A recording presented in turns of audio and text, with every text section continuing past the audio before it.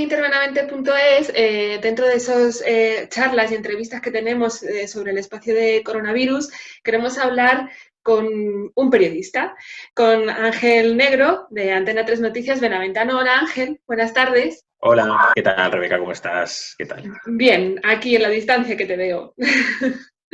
Bueno, nos interesa mucho conocer la visión de un periodista trabajando con el coronavirus. Y nunca mejor dicho, porque digamos que estamos en la primera línea o en la segunda línea de batalla, en ese intermedio, somos como el puente hacia la información hacia los ciudadanos. Y bueno, hemos vivido semanas un poco estresantes, por lo menos en mi caso. No sé, supongo que a nivel nacional será mucho más. Bueno, sí, pero yo creo que a todos los niveles, a nivel nacional y a nivel local. Es decir, evidentemente todo tiene sus diferencias y hay diferencias evidentes de, sobre todo, a cuánta gente te diriges, eso en primer lugar, y la magnitud de las cosas que cuentas, a lo mejor, pero no la importancia, sino la magnitud. Y ya digo, a nivel nacional o a nivel local, es que ha impactado de la misma forma. En muchos casos incluso hemos tendido a hablar demasiado y seguimos tendiendo a hablar demasiado de Madrid, que es donde yo vivo, y no de esos lugares concretos en donde realmente también hay pandemia y hay focos, o al revés, hay menos focos y también merecen su importancia, merecen la importancia bueno, reflejar esa normalidad también que ya poco a poco se va consiguiendo. Pero sí, es complicado, lógicamente ha sido y está siendo, pero yo creo que más ha sido por todo lo que hemos pasado y esos momentos tan complicados de hace 2 meses y hace un mes. Sí. En mi caso, con todo esto del estado de alarma y tal, ha cambiado mucho la manera de trabajar. Yo no sé si por parte de a nivel local ha pasado. A nivel nacional supongo que también, que si estábamos preparados para esto, para todo esto que se estaba montando. No sé si, aparte de asimilarlo nosotros como un estado de alarma, porque también somos personas, toda esa información había que canalizarla y traspasarla a la gente para que también estuviera informada. Entonces es como un doble ejercicio que tenemos que hacer. A tu pregunta, Rebeca, si estábamos preparados los periodistas para informar de algo así, sí y no. Al final hay muchos periodistas que se dedican y que se especializan en el área sanitaria, por ejemplo, pero no son la mayoría. La mayoría somos periodistas que un día tenemos que entender cómo funciona una moción de censura, otro día cómo funciona una pandemia y al día siguiente cómo funciona una crisis económica, cuáles son las consecuencias, intentar reflejarlo todo de la mejor forma posible, de forma veraz, no olvidarnos ningún detalle. Si se nos olvida, lógicamente, pedir disculpas, porque eso es diario, lo de cometer errores y tropezar, como en cualquier trabajo al fin y al cabo, pero el nuestro es más delicado. Al final es que es un derecho constitucional, un derecho de los ciudadanos, el de estar informados, el de recibir una información veraz y rigurosa. No es algo que elijamos hacer nosotros, es que la gente tiene ese derecho. Y en casos como estos, en los que la correa de transmisión, somos la correa de transmisión entre el gobierno y el ciudadano, en este caso de una forma más evidente, evidentemente el gobierno comunica, como todos los partidos, como todas las instituciones, y nosotros tenemos la obligación de filtrar, pero también de interpretar bien lo que están contando, de decirle a la gente que evidentemente hay una serie de fases, pero cuáles son las diferencias entre ellas, qué cambios hay, si hay cambios de opinión, cambios de criterio. Tenemos ese deber, no solo somos el altavoz de alguien, solo somos los que filtramos. Y si estamos o no estamos preparados, pues sí y no al mismo tiempo. Creo que sí, porque estamos preparados para cuando surge un atentado, para cuando hay algo que no esperamos que ocurra y tenemos que estar preparados, tenemos que dejar los sentimientos a un lado, las circunstancias personales, porque al final el problema de casos como estos es que nos afecta a todos por igual, y al periodista también, al político de forma evidente, pero al periodista también, pero también tenemos que dejar de un lado esas circunstancias personales, no dejar que esas circunstancias, que esas opiniones, que esa visión personal contamine ese trabajo. Eso es la lucha diaria, pero no solo en una pandemia, también en unas elecciones, por ejemplo, en una campaña electoral. Al final, las rutinas de las que tú también hablabas, Rebeca, son parecidas, ya digo, porque el criterio de rigurosidad, de veracidad, no cambia, pero evidentemente sí se modifica la forma de hacerlo. En Antena 3 Noticias, por ejemplo, también en A3 Media, en La Sexta, en Onda Cero, pues lo que hemos hecho son turnos. No solo trabajamos presencialmente y seguimos yendo presencialmente con mascarillas, con el gel hidroalcohólico, es que también trabajamos desde casa, teletrabajamos mucho más. Es algo que en el trabajo de un periodista es difícil teletrabajar porque exige estar en los lugares en donde están ocurriendo las cosas. Es casi, en fin, algo, es un contrasentido informar desde un sitio de algo que no estás viendo ni sabes lo que está ocurriendo, simplemente porque por teléfono te lo cuentan. A veces nos pasa, pero hay que estar presencialmente. Y ese contrasentido, bueno, pues hay que sobrellevarlo, hay que intentar hacerlo de la mejor forma posible. Las rutinas, evidentemente, han cambiado por lo lógico, pero no han cambiado por el trabajo que hacemos día a día, de ser rigurosos, de ser veraces, de ser honestos. Un trabajo del día a día que yo no sé si te ha pasado lo mismo que a mí, pero yo durante las primeras semanas, ahora ya menos, ¿vale? Porque quizá la información se ha canalizado de otra manera o nos llega de otra manera un poquito más ordenada, pero en las primeras semanas, en los primeros 15 días, yo tenía la sensación de estar sobreinformando a la gente, ¿sabes? Era algo que yo decía, tengo que sacarlo porque es importante, pero me llegaba casi la misma información por distintas vías, por el Gobierno de España, por la Junta de Castilla y León, luego por las medidas, en este caso, que se están tomando del Ayuntamiento de Benavente, derivadas de una medida del Gobierno de España que luego cambiaba a los pocos días.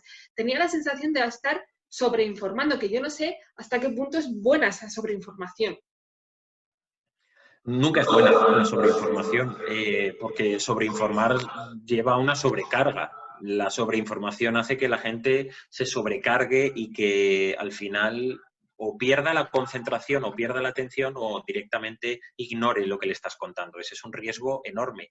Pero en casos tan excepcionales es inevitable, tienes razón. Al final, ¿qué ocurre cuando hay tantas ruedas de prensa a nivel ya nacional? Ya imagino, por supuesto, a nivel autonómico y local que eso se multiplica, pero cuando a nivel nacional hay tantas ruedas de prensa, evidentemente en una campaña electoral, pongamos por caso, volvemos a la política, eliges, ¿no? Puedes elegir y de 2 horas que ha hablado alguien o ha hablado un político, eliges algo que sea lo suficientemente representativo y le dices a la gente que te está leyendo o que te está viendo, esta es la opinión de esta persona. En casos como estos, cuando se decreta un estado de alarma, algo inédito en nuestro país de esta forma y de una forma tan prolongada, claro, es que lo que diga un político, lo que diga una autoridad durante 1 hora, es que en muchos casos es muy importante y sobre todo al principio. Es que creo que no hay que perder la perspectiva. Recordemos cómo estábamos hace apenas 2 meses. Es que el 15 y 16 de marzo, cuando se decreta el estado de alarma, cuando el nivel de muertos cada día era de cientos, casi, bueno, casi no, en fin, llegaba a unos niveles increíbles en todas las comunidades, el nivel de miedo, de temor, de incógnita, los problemas que tenía la gente para saber hacia dónde íbamos, porque ahora sí que vemos un horizonte a medio plazo, pero antes no, hace 2 meses no. Antes el único clavo al que nos podíamos agarrar era la información que nos daban las autoridades, de cualquier signo político, de la autoridad de la comunidad autónoma, de la autoridad de Moncloa, en este caso concreto, aún más de sanidad, porque es quien concentra todo el poder y sigue concentrando todo el poder según el estado de alarma. Tenemos que evitar la sobrecarga informativa, pero yo me concentraría sobre todo en el día después, cuando termine este estado de alarma, cuando volvamos a la normalidad, esa nueva normalidad, como llama el gobierno, pero cuando volvamos a la normalidad hay que intentar filtrar lo que la gente recibe, porque hemos pasado 2 fases, como ciudadanos incluso hablo. La fase de la sobrecarga informativa, que nos parecía bien, porque queríamos saber lo máximo posible, al máximo nivel de detalle constantemente. Estábamos colgados de la televisión, el consumo televisivo, el consumo en redes sociales, el consumo a todos los niveles de los diarios digitales ha crecido muchísimo. La gente tenía y sigue teniendo necesidad de estar informada, pero ahora poco a poco no. Y eso va descendiendo conforme vemos un horizonte. Y hay que tener en cuenta que esto va a ocurrir o va a pasar como la crisis de 2008. Y es que no solo durará unos meses o 1 año, es que tendrá consecuencias y seguiremos hablando, incluso años después, de noticias evidente y directamente relacionadas con lo que está ocurriendo ahora. Y la gente se cansará de escuchar siempre lo mismo. Y es, hasta cierto punto, te diría, Rebeca, mejor. Y yo creo que es hasta cierto punto positivo que haya un nivel en el que, estando bien informados, porque hay que estar bien informados, no hay que pasar de la información, no hay que ignorar lo que nos dicen los medios de comunicación, pero estando bien informados hay que llegar a un punto en el que podemos apagar la televisión, podemos cerrar el ordenador, podemos bloquear el móvil y dejarlo a un lado y empezar a vivir. El problema es cuando estamos confinados y encerrados y no podemos, pero eso va a pasar y evidentemente va a ser positivo. Pero hay que estar bien informado porque lamentablemente hay mucha desinformación. Eso es uno de los riesgos más importantes de esta pandemia y lo estamos viendo día a día, sobre todo en redes sociales, en lo que vemos que se comparte en Facebook, en lo que nos envían por WhatsApp, y ese es uno de los riesgos más importantes, por supuesto. Hablando de esa desinformación, la verdad es que uno de nuestros trabajos es luchar contra ella, es decir, es luchar contra esa desinformación, esas noticias falsas que se lanzan desde algún punto del país y que la única intención que tienen es generar alarma. Pero yo en mi caso lo intento combatir con información veraz y en muchas ocasiones se reciben críticas en este caso de los usuarios, porque nosotros nos leen por internet, supongo que a vosotros también, porque esto es, entre comillas, un mal general, estás intentando informar, te estás intentando llamar a responsables autonómicos, locales, para intentar combatir esa desinformación, pero lo único que recibes a cambio son las críticas de la gente diciendo que la noticia que te estás sacando es falsa.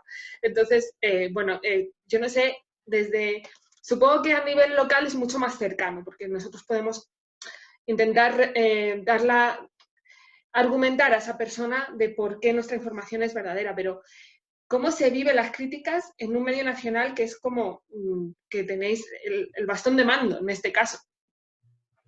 Sí, por supuesto. O sea, al final la gente está concentrada y viendo las cadenas nacionales y la información nacional y es una responsabilidad que ya digo, por eso decía antes de que no cambia la rutina. Esa responsabilidad está siempre. Lo que pasa es que ahora sientes como un poco más el peso sobre los hombros, pero la responsabilidad está siempre y ya digo que la oportunidad de tropezar también, pero en general sentimos, creo que todos y de una forma especial los que trabajamos en el área de sociedad o de política, sentimos esa responsabilidad quizá un poco más de tener cuidado. Las críticas, pues claro, hay una crítica fundamental que veo y que sigo viendo día tras día y que me transmiten de vez en cuando y es positivo porque al final es que no podemos despegarnos de la gente que nos ve y si a la gente que nos ve también le ha llegado información de otro tipo, aunque sea información, no digo falsa, pero sí información que no es veraz, información que no es rigurosa,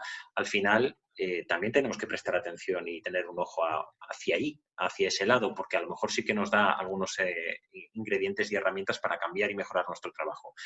Se oculta información. Esa es una de las cosas que más se dice ahora mismo. Se oculta información. Las televisiones, los medios de información nacional están comprados por el gobierno, ocultan información, ocultan lo que está ocurriendo, ocultan la existencia de féretros, ocultan la existencia de muertos. En fin, es un debate habitual. Aunque parezca que no, este es un debate que ocurre siempre. Es un debate que ocurre cuando hay un atentado, cuando ocurre una catástrofe, cuando ocurre algo relacionado con algún gobierno, con el que sea, del color político que sea, siempre, de un lado o de otro, siempre se lanzan esas críticas de se está ocultando información. Hubo un tema fundamental hace un mes y medio, que era el tema de ¿dónde están los féretros? ¿Dónde están los muertos? ¿Dónde está la gente llorando? ¿Dónde están las familias, los familiares llorando por sus féretros, por los muertos? Yo hablo por mí, yo hablo por Antena 3 Noticias. Durante 2 meses, cada día, a las 3 y a las 9 y también en los informativos matinales, la primera frase de cada informativo, o la segunda, por así decirlo, era la cifra de muertos de ese día. La cifra de infectados, la cifra de personas afectadas, la cifra de personas en la UCI. Siempre. Eso empezando por ahí, la cifra. Es verdad que hay gente que necesita a esa cifra ponerle cara. Y es lógico poner cara a las cifras porque si no empezamos a perder el foco, ¿no? Pensamos que solo son números. Es normal poner cara a las cifras. Pero, ¿cómo ponemos cara a las cifras de fallecidos con un estado de alarma como el que estamos, ¿vale? Y sobre todo, protegiendo el derecho al honor y a la intimidad, no solo de los fallecidos, que también tienen derecho a la imagen y a la propia imagen, incluso estando fallecidos, también el derecho al honor de esos fallecidos, de las familias, etc. ¿Es necesario? Esa es una pregunta que yo me he hecho muchas veces. Enseñar que una fila de 50 féretros sobre hielo en el Palacio de Hielo, que fue una de las morgues habilitadas, por ejemplo, aquí en Madrid, ¿es necesario enseñar esa fila de féretros para que la gente entienda que está habiendo muchos fallecidos? porque al final se acusa a los medios de ocultar información y ya digo que aunque sea algo habitual, ¿vale? Aunque sea algo que nos enfrentamos a ello todos los días, por así decirlo, hay que tener en cuenta que cuando algo es novedoso, algo que no hemos visto nunca, por ejemplo, el 11M. Nunca había habido un atentado como el 11M en España. Las imágenes del 11M, que eran imágenes durísimas, se vieron en esos momentos y en esas etapas y ya casi ya no se han vuelto a repetir. Pero se vieron esas imágenes de fallecidos. Nunca se había visto algo así. ¿Nunca hemos visto en España una fila de 50 féretros? Yo creo que sí. ¿Necesitamos verlo para entender la magnitud de la tragedia? Yo no lo sé. Lo que sí sé es que hay muchos que creen que es necesario verlo porque consideran que así el gobierno o la comunidad autónoma, independientemente del color político, se va a desgastar más. ¿Debemos los medios de comunicación enseñar las imágenes de los muertos y de los féretros y de los fallecidos y las imágenes que en teoría el gobierno está intentando ocultar? ¿Debemos ofrecer esas imágenes solo para que la oposición en Castilla y León o en Madrid utilice esas imágenes para echar en cara al gobierno de turno que está viendo muchos muertos? Ha habido muchísimos muertos en residencias. ¿Es necesario ver a los ancianos muertos en las residencias para entender que ha habido muchos muertos? Hay gente que quizá lo necesite, pero quizá se confunde el necesito verlo para creerlo con necesito verlo para reafirmarme en que el gobierno lo está haciendo muy mal. Creo que podemos llegar a la conclusión de que el gobierno lo ha hecho o lo está haciendo muy mal o muy bien sin necesidad de tener que ver ciertas imágenes.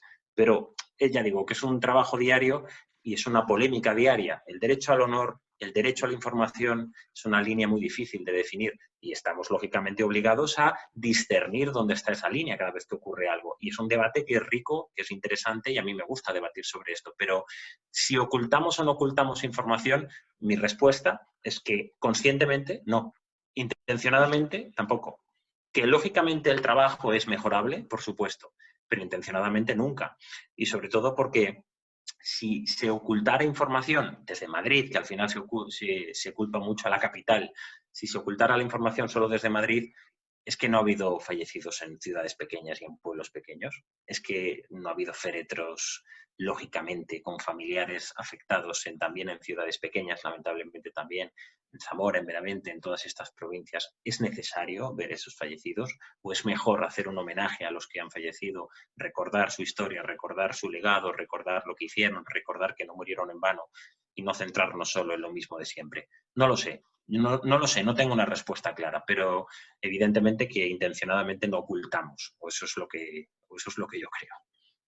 Yo también lo creo, ¿eh? Yo también lo creo, ya sabes que tenemos un trabajo muy delicado, ¿eh? También no podemos dar gusto a todo el mundo, eso está claro. Y entonces, pero bueno, intentamos, yo también lo creo, no ocultar información, darlo tal cual es. Y es porque es nuestro trabajo. No ganamos nada ocultando información, eso está claro. Bueno, hoy en el Congreso de los Diputados creo que se sigue debatiendo el estado de prórroga. Bueno, cuando se emita esta entrevista ya no, pero sí que hemos visto que en cada sesión del Congreso el debate se ha ido tensando cada vez más. Yo no sé si esa tensión que se ve entre la oposición, el gobierno, etcétera, etcétera, es buena en esta situación en la que estamos viviendo, porque a lo largo del año pues es como entra dentro de lo que es la política. Pero ahora mismo, ¿crees que es necesario esa rivalidad entre esos enfrentamientos, mejor dicho, entre oposición y gobierno? ¿Crees que eso beneficia ahora mismo a lo que estamos viviendo, a la sociedad? Yo creo que siempre, en todos los casos, en una pandemia, en unas elecciones, en una legislatura tranquila, el hecho de que haya cierta tensión es bueno. Favorece que haya cierta tensión política porque pone en guardia al gobierno, mantiene a la oposición despierta y creo que bajo unos niveles de, en fin, de debate aceptable y de diálogo flexible, creo que se puede llegar a dialogar y debatir incluso sobre lo que no se debería debatir. Es decir, al principio del primer mes no había prácticamente debate político porque estábamos concentrados en una pandemia a nivel sanitario y nadie cuestionaba las medidas.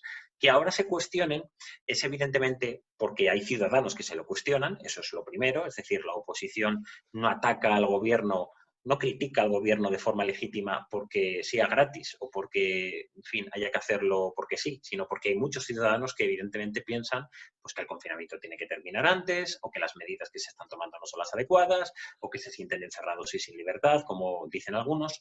Hay una base, evidentemente, social que hace que la oposición critique. Que la labor de la oposición es criticar y controlar al gobierno, siempre, siempre. Y creo Siempre. que tampoco se puede perder en esta pandemia.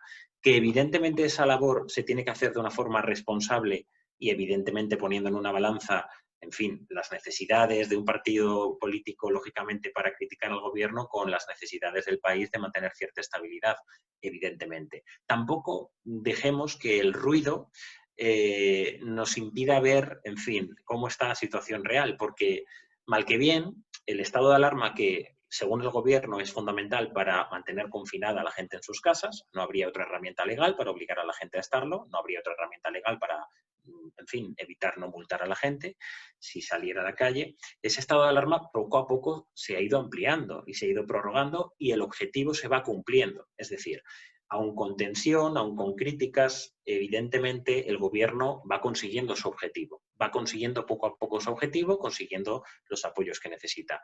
Y al final el estado de alarma durará lo que prácticamente más o menos duren las fases de desescalada. Es decir, hasta que no haya una comunidad que no salga de su fase 3, probablemente en esa comunidad no se levantará el estado de alarma o estará ahí en unos días.